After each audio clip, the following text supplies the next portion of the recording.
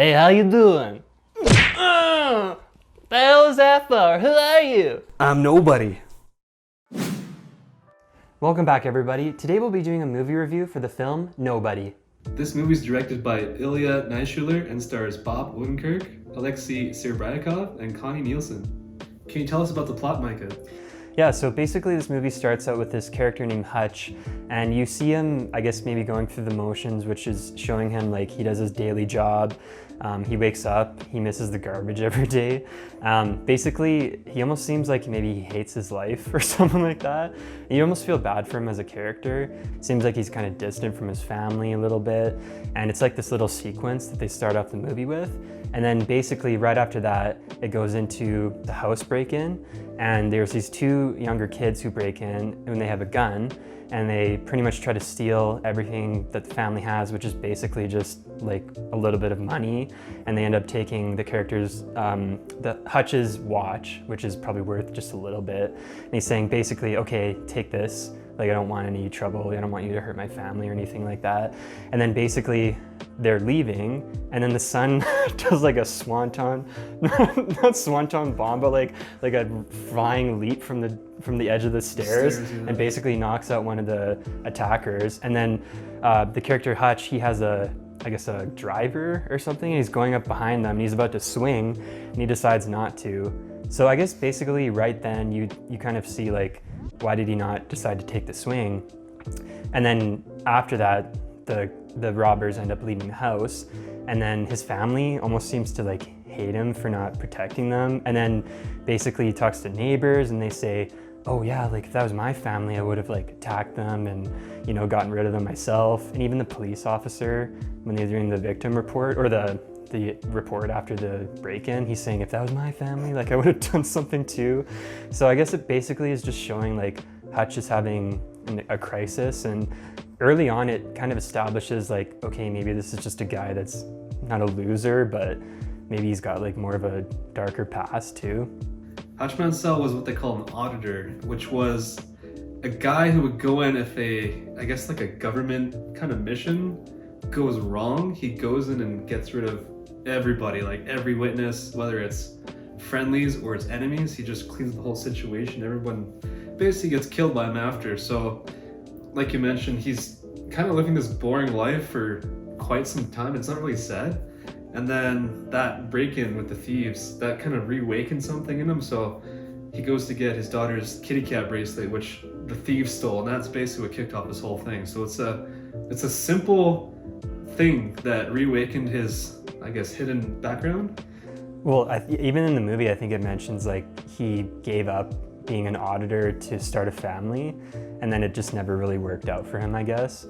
So yeah, basically, like you said, he ends up, I guess maybe he's just so fed up with his situation, he just decides to go and basically go on a bus and just mess some guys up.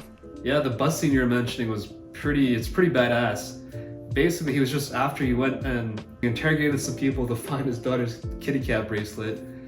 He's riding the bus back home, and then there's these drunk drivers that just crash into a barrier, and they spill out the I think it was a Hummer.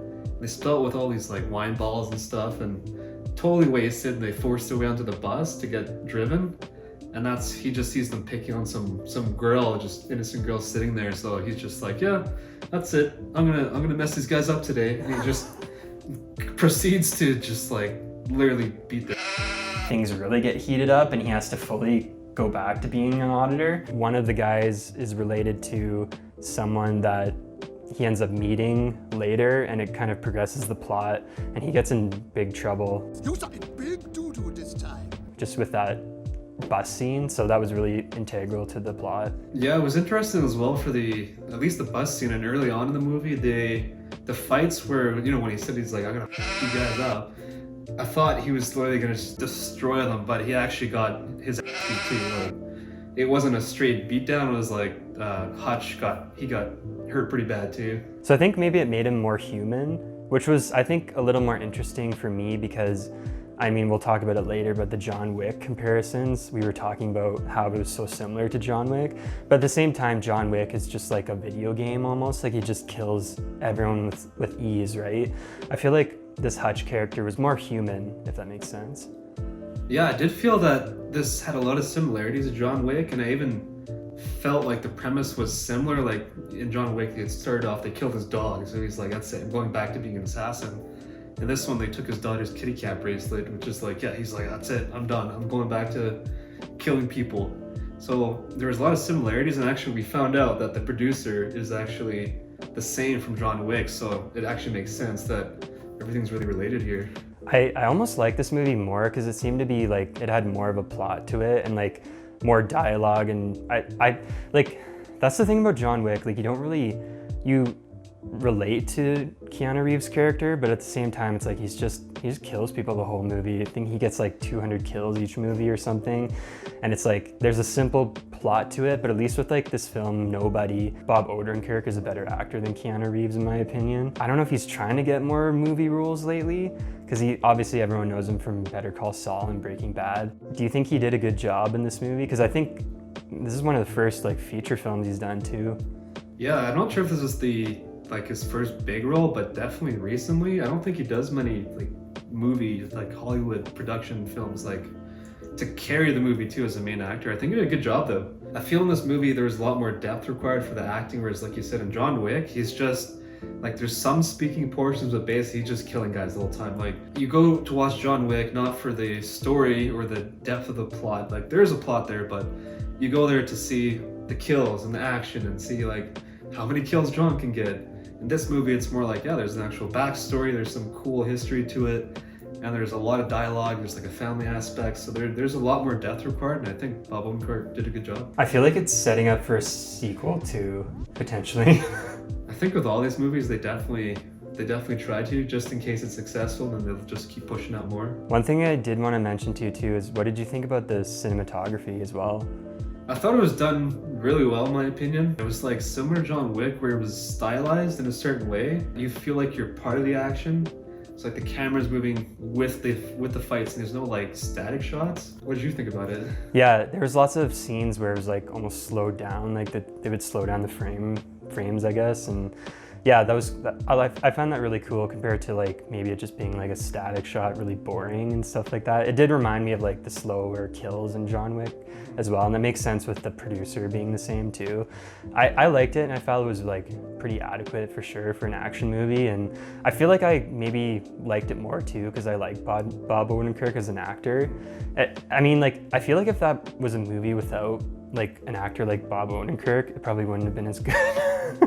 I don't know if you agree. Oh, probably, right? Like the actor carried the movie, so he did a good job. Mm-hmm. I think as well, like the fact that he didn't do a lot of cuts during the action scenes really helped it out as well. And like I said, makes you feel part of the action versus like a, Liam Neeson movie where they cut 50 times, like that time he was crawling over the fence.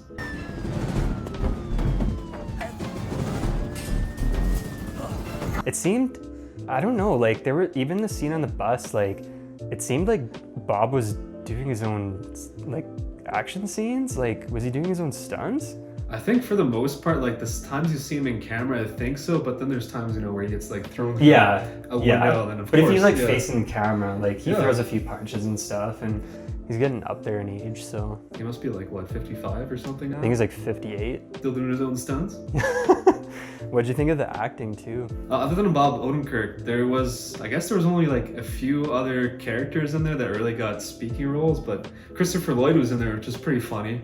He played the Hutch's dad, and he did a good job. He wasn't in it for very long, but like his character was funny, it was well done. The main villain was pretty good. He was adequate for the most part. I feel like he maybe wasn't as strong as he should have been, but he kind of seemed like he was more threatening in the beginning, and then towards the later part of the movie, it kind of seemed a little lame. I don't know your opinion of that. Yeah, it was kind of like he was almost the comedic relief too at times. Like there was quite a bit of humor in this movie, and he was, like you said, he was evil, but it was also, there's some funny parts to him, so they kind of made him like a humorous villain, if you can call it that. But yeah, like you said, he did a good job. I mean, it's always in the movies like the Russians are the bad guys. I don't know how that always is. Thanks for watching, everyone. Leave a comment down below if you want us to check out any other movies.